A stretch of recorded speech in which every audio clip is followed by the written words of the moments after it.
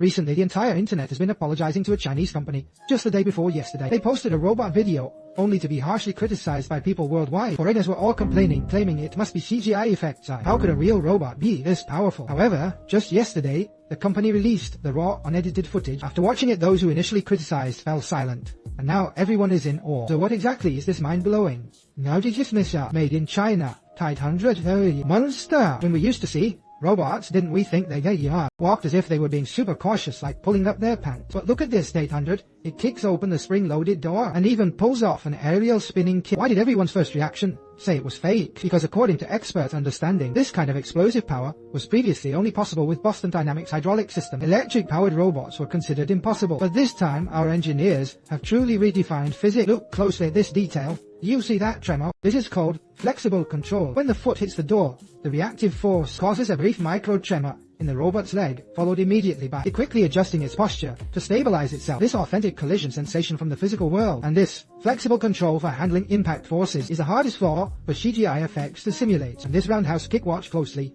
There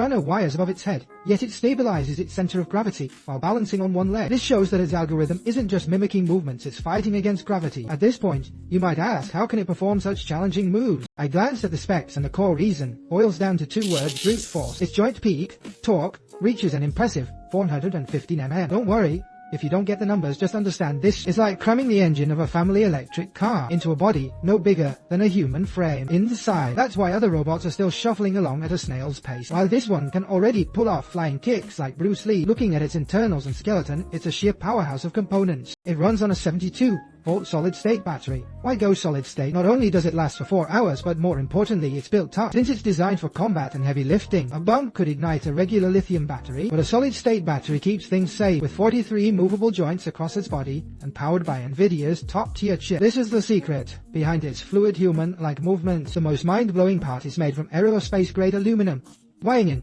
just 75 kilograms, about the same as an adult man. It has the weight of a person, but packs the power of a sports car. This thrust-to-weight ratio is what gives it the confidence to leap into action. Even more interesting is the company's strategy. They announced plans for Christmas Eve, a robot boxing match. Many think it's just a gimmick, but in my view, it's a brilliantly clever move, a strategic game changer. Now dash that right. Think about it, this robot can withstand brutal hits in the ring and dodge with counterattacks, moving boxes in a factory, or assisting the elderly in nursing homes will feel like child's play.